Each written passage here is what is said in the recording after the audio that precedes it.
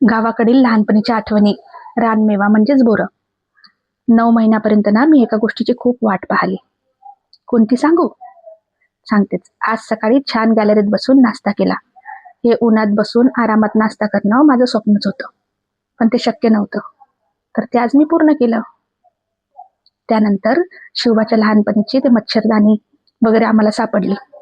तर तो त्याच्यासोबतच खूप खेळत होता, खूप खुश होता. त्याला खूप मजा येत होती.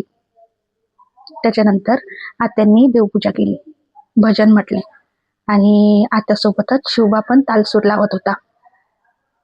त्याला पण खूप मजा येत होती. आणि घरी असे मोठे वगैरे असले तर किती छान वाटतं ना.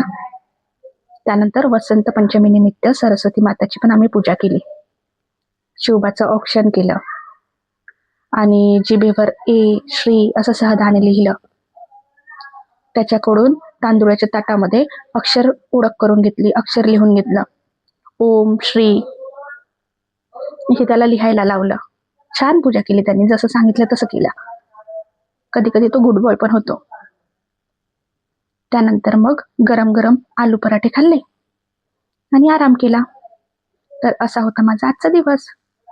तुम्हाला हा ब्लॉग कसा वाटला ते नक्कीच सांगा. तोपर्यंत धन्यवाद.